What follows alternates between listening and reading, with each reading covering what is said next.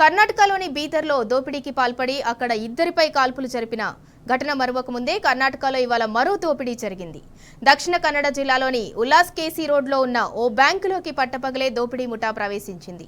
Bank ఉద్యోగులు ఖాతాదారులను తుపాకులతో బెదిరించిన ముఠా సభ్యులు భారీ మొత్తంలో నగదు, బంగారం దోచుకుని పరారయ్యారు. ఫియట్ కారులో వచ్చిన 5 దుండగులు ఈ దోపిడీకి పాల్పడినట్లు ప్రత్యక్ష సాక్షులు తెలిపారు. దోపిడీ తర్వాత దుండగులు మంగళూరు వైపు పరారైనట్లు తెలుస్తోంది.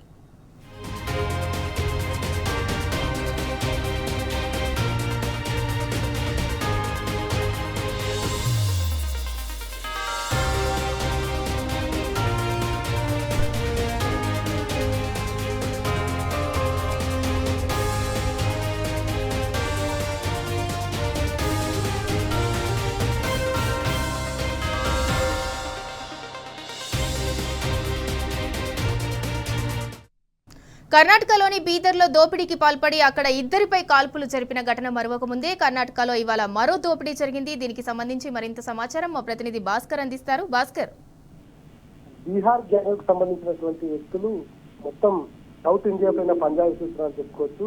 నిన్న బీదర్ లో జరిగినటువంటి ఘటన మరొక ముందే మరో బీహార్ గ్యాంగ్ దక్షిణ కన్నడ జిల్లాలో బ్యాంకు చోరీకి పాల్పడింది. బీదర్ చోరీ ఘటన జరిగి 24 గంటలు గడవక ముందే కర్ణాటకలో మరోసారి బ్యాంకు చోరీ జరగడం ఆందోళన కలిగిస్తా ఉంది.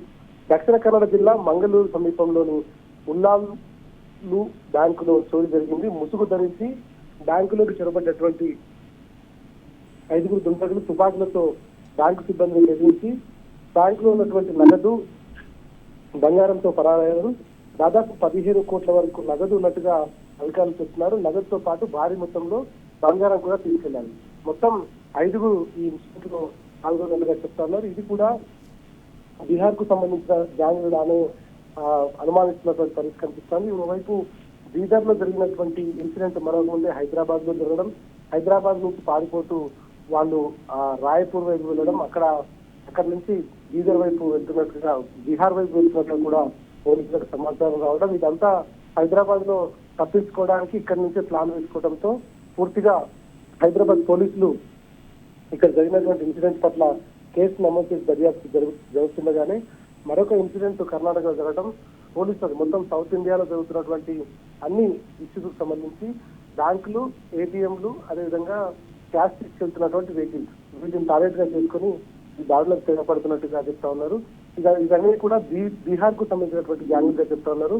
మొత్తం ఈ మంగళూరులో జరిగినటువంటి కోఆపరేటివ్ బ్యాంక్ లో మొత్తం పెద్ద ఎత్తున 15 కోట్ల విలువైనటువంటి బంగారం, 5 లక్షల క్యాష్ చోరీ జరిగినట్టుగా చెప్తా ఉన్నారు. కానీ మొత్తం వ్యవహారం అయితే బయటకు రాలేదు. కస్టమర్లు ఎవరూ లేని సమయంలో బ్యాంకులోకి చొరబడి దోచుకెళ్ళినట్టుగా చెప్తా ఉన్నారు. దీంట్లో 5 దొంగల ముఠా ఉంది. సీసీ కెమెరాల వైర్లను కట్ చేసి సిబ్బందిని బెదిరించి తుపాకులు చూపించి దోచుకున్న సొమ్ము, నగలను గోడ సంచుల్లో వేసుకుని పరారినట్టుగా చెప్తా ఉన్నారు. బీహార్ గ్యాంగ్ గా ప్రస్తుతానికి అనుమానిస్తున్నారు పోలీసులు. ఇంకా ఇన్వెస్టిగేషన్ కొనసాగుతోంది. ఇన్వెస్టిగేషన్ తర్వాత పూర్తి వివరాలు బయటపడే అవకాశం కనిపిస్తోంది. Right, thank you Bhaskar.